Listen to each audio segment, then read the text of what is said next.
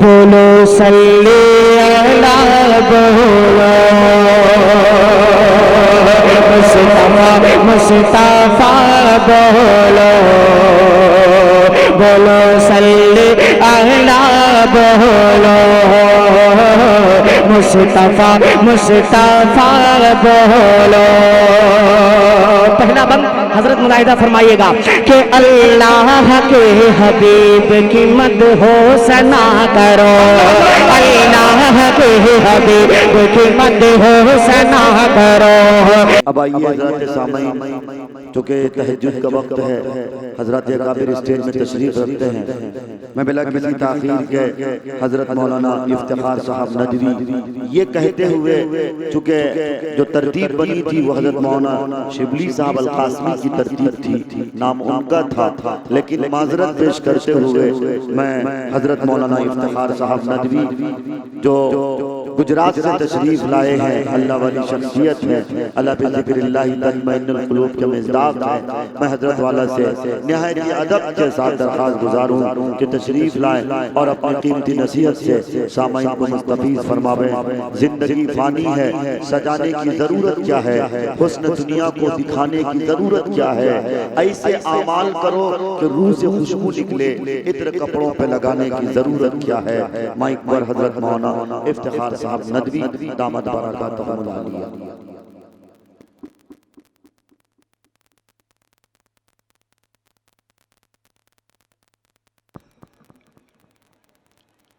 अल्हम्दुलिल्लाहि Kaffa व सलामुन अला इबादिहिल्लज़ीना इस्तफ़ा अम्मा बअद फ़अऊज़ु बिल्लाहि मिनश शैतानिर रजीम बिस्मिल्लाहिर रहमानिर रहीम मिन्हा ख़लक़नाकुम व फ़ीहा नुईदुकुम व मिन्हा नुख़रिजुकुम तारतन उख़रा। वान नबी सल्लल्लाहु अलैहि वसल्लम इन्नल्लाह ला यंज़ुरु इला सुवरिकुम वला इला अजसामिकुम वलाकिन यंज़ुरु इला क़ुलूबिकुम औ कमा क़ाल अलैहि सलातु वस्सलाम। अल्लाहुम्मा सल्लि अला मुहम्मदिन व अला आलि मुहम्मदिन व बारिक वसल्लिम।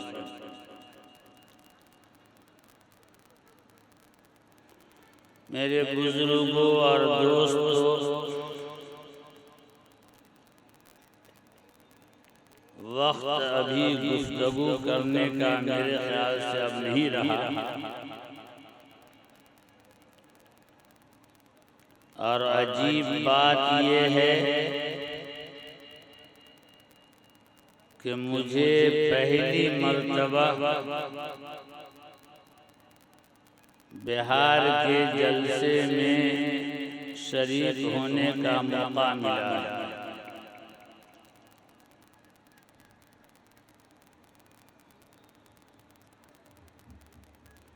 ये मदरसा जिसमें आप तशरीफ फरमा हैं,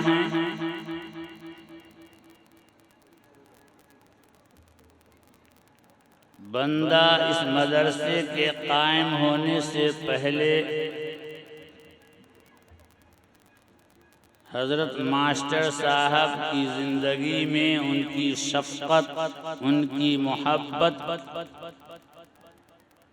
और उनकी ख्वाहिश की वजह से आना जाना कर रहा था। आज इस मदरसे को देखकर बड़ी खुशी हुई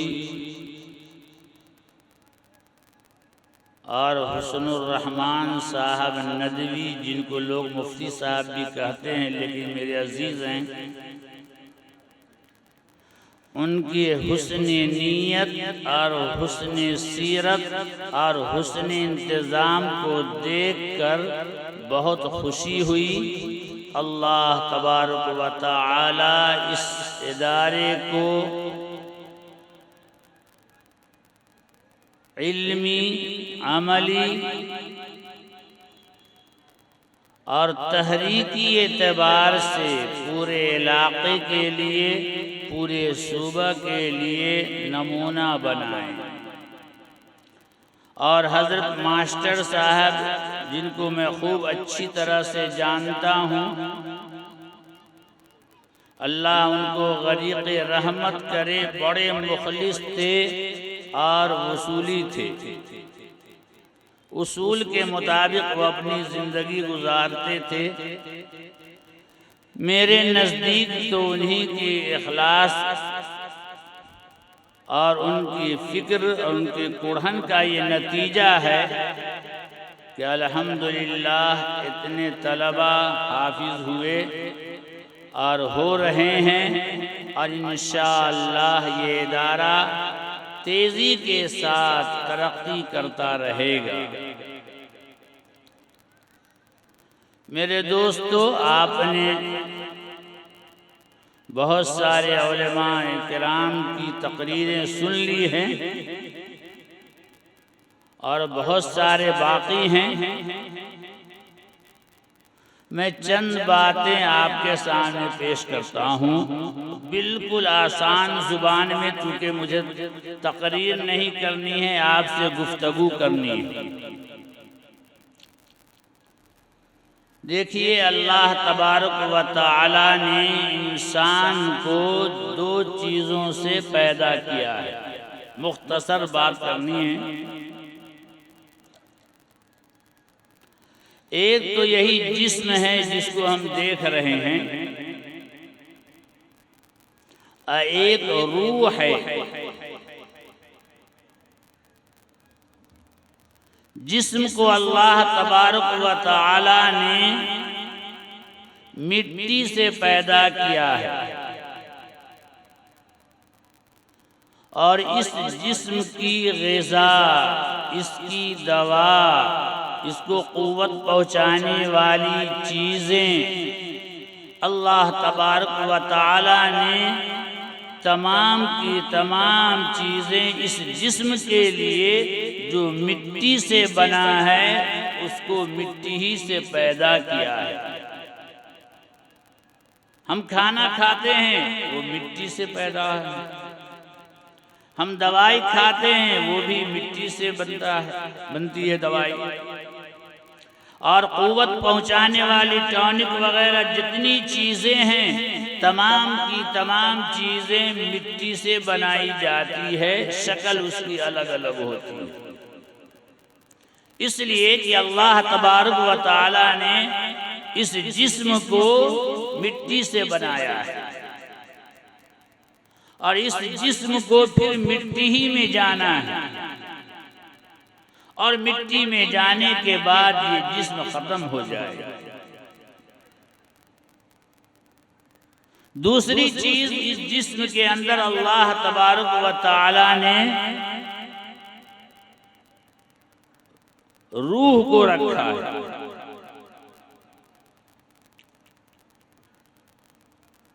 इसकी ग़िज़ा, रूह की ग़िज़ा क्या है? तो मेरे दोस्तों, रूह की ग़िज़ा, चूँकि अल्लाह तबारक व तआला ने रूह को आसमान से भेजा है, वयस्अलूनका अनिर रूह क़ुलिर रूह मिन अम्रि रब्बी। बहुत लंबी बहस है। तो ये रूह चूँकि आसमान से आया है, इसलिए इसकी ग़िज़ा, इसकी बीमारी को दूर करने वाली चीज़ें अल्लाह तबारक व तआला ने आसमान से भेजा है। ये जिस्म तो गल सड़ करके ख़त्म हो जाएगा, लेकिन ये रूह कब्र में भी और क़यामत के दिन भी जन्नत तक यही रूह जाएगा। इसकी ग़िज़ा क्या है? इसको बनाने या संवारने की चीज़ क्या है?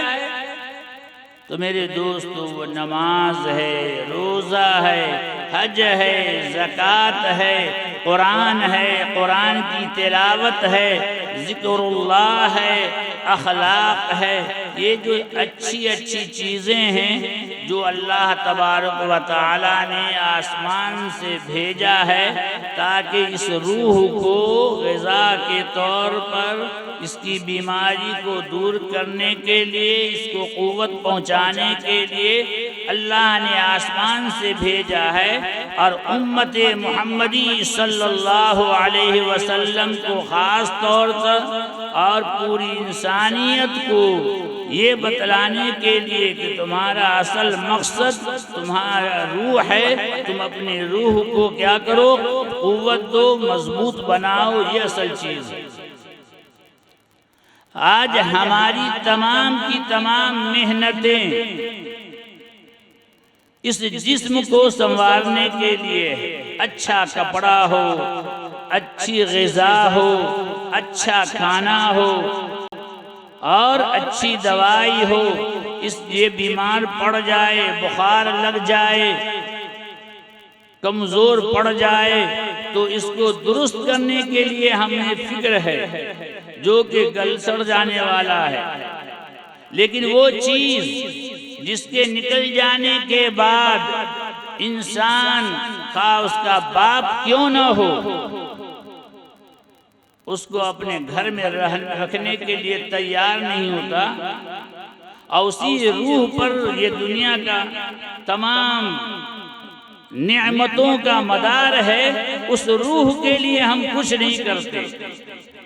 इसलिए मेरे दोस्तों, आज के जलसे में हम आपको ये पैगाम देना चाहते हैं कि हमारी जो तमाम की तमाम मेहनतें ये सिर्फ ज़ाहिरी तौर पर है, ये सिर्फ जिस्म पर है, इसे हमें हट कर रूह की तरफ तवज्जो देना चाहिए।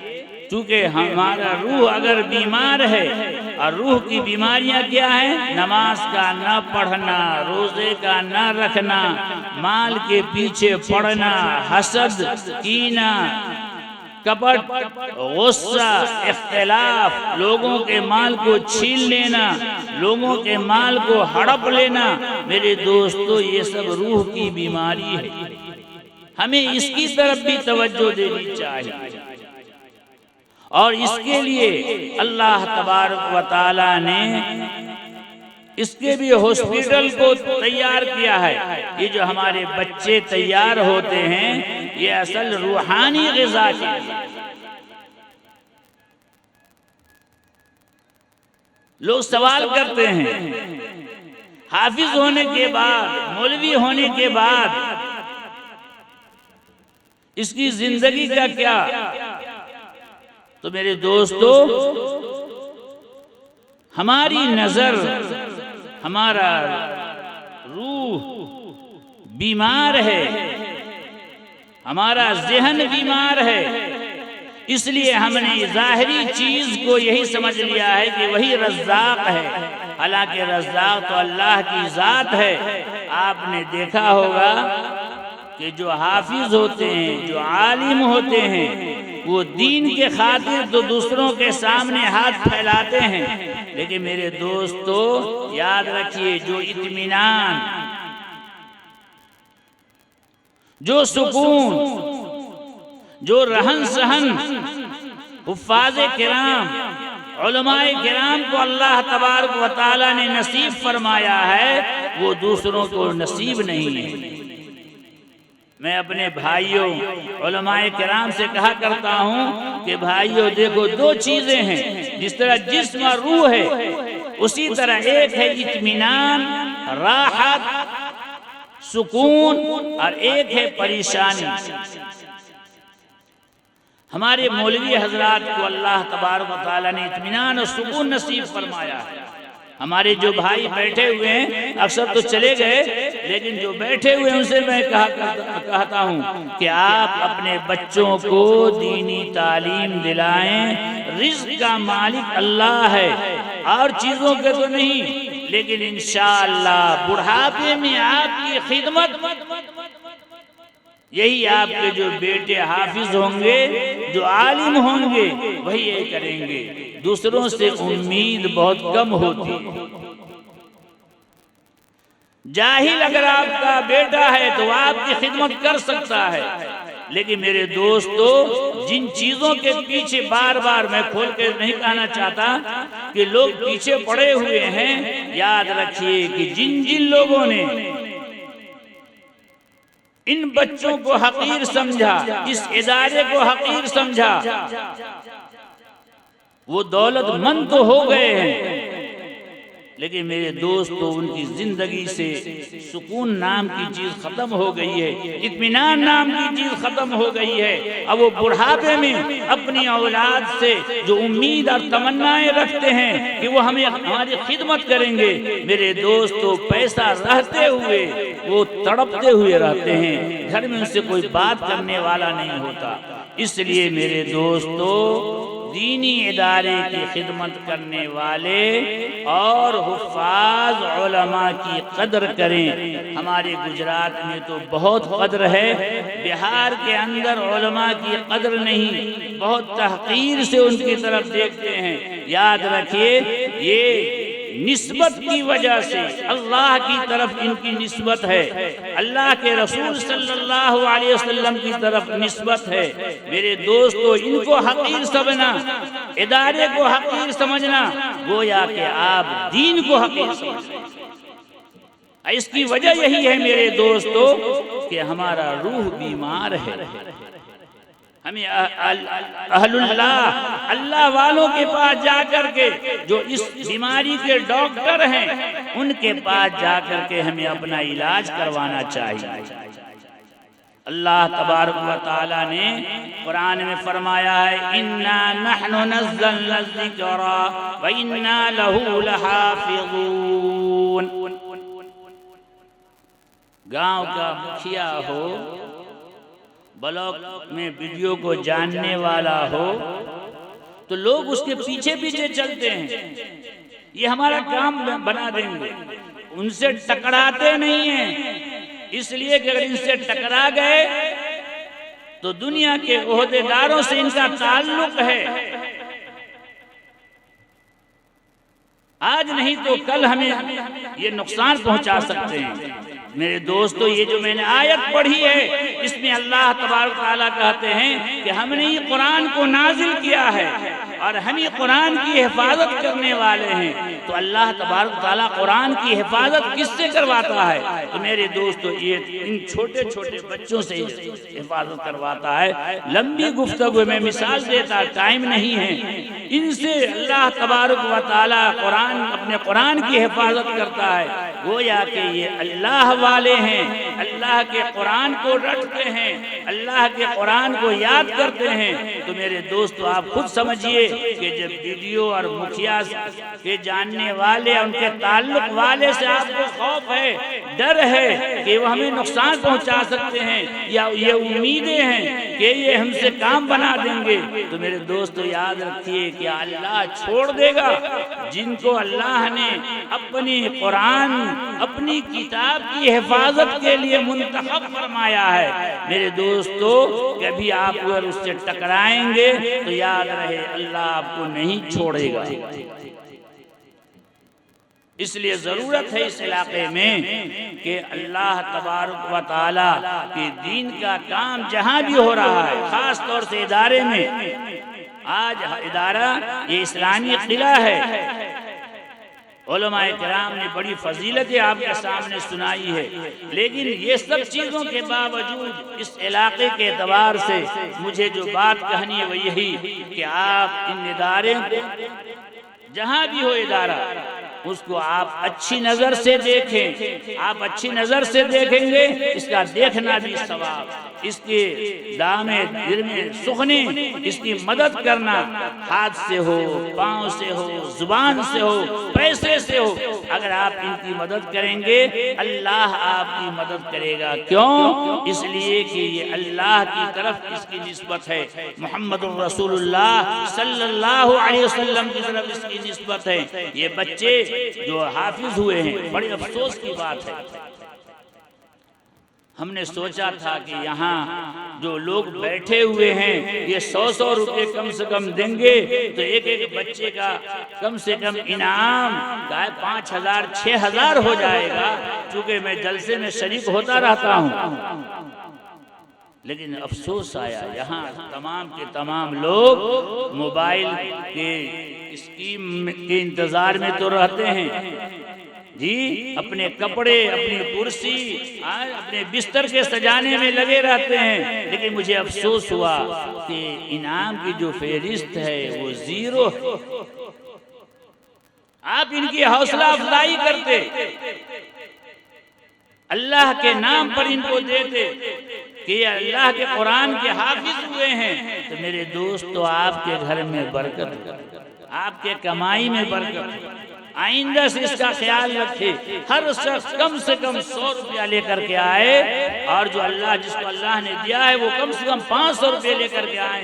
इन हुफ़ाज़ की, इनके असातिज़ा की खूब क्या ताउन करें। गुजरात के इदारे में असातिज़ा को कम से कम 10-10 हज़ार रुपये हो जाते हैं। भाई एक आदमी 100 रुपया देगा, इतने राय देखा सब खुश्क बैठे हुए हैं। मैं तो कभी बिहार के जलसा में शरीक हुआ नहीं था इस तरह के खत्म वो कुरान में, लेकिन मेरे दोस्तों बहुत अफसोस वाली बात, आपके जेब बहुत तंग है। माशाअल्लाह जिला परिषद साहब ने 100 रुपया सबको दिया, ये बड़ी खुशी की बात है। ये बहुत अफसोस वाली बात है मेरे दोस्तों, आइंदा से इसका ख्याल रखें।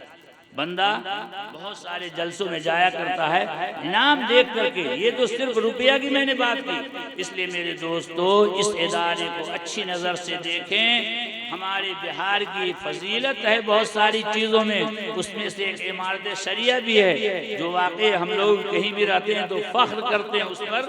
इमारत शरिया ये बहुत बड़ी नेमत अल्लाह ने दी है। इसी तरह यहाँ उलमा, यहाँ के तलबा अल्हम्दुलिल्लाह जहाँ भी रहते हैं एक उनकी शान होती है, पढ़ने के एतबार से, सलाहियत के एतबार से, हर एतबार से। लेकिन हमारे इस इलाके के लोग बड़े सख्त दिल है, बहुत सख्त दिल है। इसलिए आपसे गुजारिश है कि आप लोग अपनी तमाम चीज़ों को ख़त्म करें, अपने रूह पर मेहनत करें। आपका इदारे से इख्तिलाफ, उलमा को हकीर समझना, इस इल्म को हकीर समझना मेरे दोस्तों ये अच्छी चीज़ नहीं है, आपसे नेमत ख़त्म हो जाएगी। इसलिए अपनी रूह की तरफ भी तवज्जो देने की ज़रूरत है।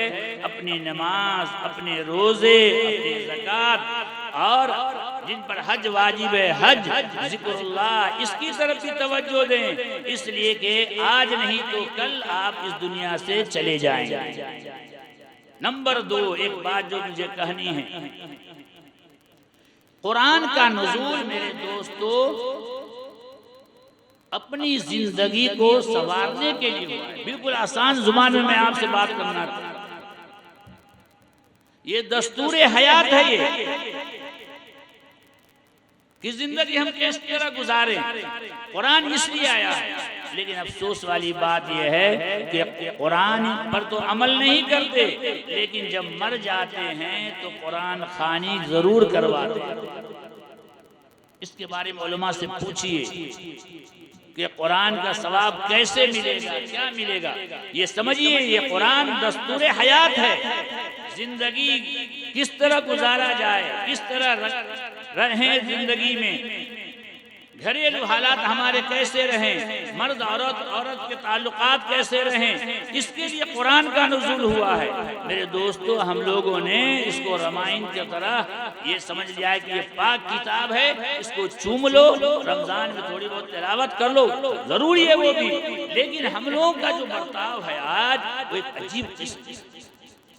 अजीब मैंने सुना बात आदमी कह रहे थे कि भाई हाफिज होने के बाद अपने बच्चों को क्या करना चाहिए। भाई क्या करना चाहिए, क्या हम लोग भूखे मरते हैं? भूखे मरते हैं? अल्हम्दुलिल्लाह जो लोग ऑफिस में काम करते हैं, IAS ऑफिसर होते हैं, मेरे दोस्तों मैं कहा करता हूं कि वो जो खाना टिफिन में लेकर के जाते हैं, 1 बजा अपने टेबल पर खोल लिया, जल्दी जल्दी खा लिया, हो गया। ये जो मकतब में पढ़ाते हैं तनख्वाह उनकी कम है, लेकिन मेरे दोस्तों याद रखो कि वो शान से दाल रोटी खाते हैं, 2 घंटे सोते हैं, आराम करते हैं, और फिर अल्लाह का फजल है कि अल्लाह के दीन के लिए, अल्लाह के रसूल सल्लल्लाहु अलैहि वसल्लम की तालीम के लिए फिर वो लग जाते हैं। तो आराम से खाते भी हैं और आराम से रहते भी हैं। आपका जो नजरिया है कि मौलवी बन जाएगा तो क्या करेगा, याद रखो मेरे दोस्तों, न कोई इल्म, न कोई तिजारत और न कोई फन। मेरे दोस्तों वो रज़्ज़ाक़ नहीं है, रज़्ज़ाक़ अल्लाह की ज़ात है, जो आपने देख लिया होगा। आप तो यहाँ बिहार में रहे, हमने बड़े बड़े ताजिरों को देखा मेरे दोस्तों कि कोरोना ने ऐसा करके दिखला दिया कि उसकी सारी चीजें धरी की धरी रह गई और अल्लाह ने उसको भूखे रखा। गाड़ी नीचे लगी हुई है लेकिन बीमार है, उसकी हिम्मत नहीं होती है कि हम अस्पताल लेकर गाड़ी जाएं। इसलिए मेरे दोस्तों उलमा की कदर कीजिए, उलमा की कदर कीजिए, हुफ़ाज़ की कदर कीजिए, दीनी इदारे की कदर कीजिए। जनाजा आपको कौन पढ़ाएगा, निकाह कौन पढ़ाएगा जी, जुमा की नमाज कौन पढ़ाएगा, ये तो और करो, जन्नत में कौन ले जाएगा। ये यही इदारे वाले, यही तलबा, यही मौलवी आपको जो है काम आएंगे। और दूसरे जो इल्म है वो तो खाना पीना पखाना है, उसके अलावा मेरे दोस्तों कुछ नहीं है। सुकून तो दे ही नहीं सकते, बुढ़ापे में आपको आराम नहीं दे सकता है दूसरा इल्म। हम ये नहीं कहते मत बनाइए, नहीं, पहले मेरे दोस्तों जरूरी है कि इस इल्म की तरफ तवज्जो दें, इसको अच्छी निगाह से देखें और इनकी कदर करें। अल्लाह तबारक व तआला हम सबों को अच्छी तरह से अपनी इबादत की तौफीक नसीब फरमाए, जिस्म से ज़्यादा रूह की तरफ तवज्जो करने की तौफीक नसीब फरमाए। उलमा की, सुलहा की, हुफ़ाज़ की अल्लाह कदर करने की तौफीक नसीब फरमाए। और जहाँ भी जो इदारा है अल्लाह उसको अच्छी तरह से अच्छी नज़र से देखने की तौफीक नसीब फरमाए। जहाँ पर खराबियाँ हों उससे चश्मपोशी करने की, और अच्छाइयाँ हो तो तारीफ़ करने की और हिम्मत अफजाई की अल्लाह तौफीक नसीब फरमाए। वाखिर दावाना अल्हम्दुलिल्लाहि रब्बिल आलमीन। माशाअल्लाह। बाज़ आजा अब भी है वक्ते निदामत, बाज़ा हैं खुले तौबा के दरवाजे गनीमत, बाज़ा नास कर देगी तेरा शैतान की सोहबत, बाज़ा कुछ रखा कर औलिया से भी अकीदत, बाज़ा बाज़ आजा अब भी है वक्ते निदामत, बाज़ा। जनाब मोहम्मद जावेद इकबाल इब्न जनाब अब्दुल सलाम मरहूम छतून की तरफ से 100 हुफ़ाज़ के लिए अल्हम्दुलिल्लाह हौसला अफ़ज़ाई के लिए ये जनाब मोहम्मद जावेद इकबाल साहब ने हर हाफिज़ कुरान के लिए 100 रुपए का उन्होंने ऐलान करवाया। अल्लाह भाई मोहम्मद जावेद इकबाल साहब के देने को कबूल करे। अल्लाह उनकी जुमला जायज़ ज़रूरियात की तकमील फरमावे, हर तरह के शर व फतन से उनकी हिफाजत फरमावे, उनके मरहूमीन की अल्लाह बाल बाल मग़फ़िरत फरमावे।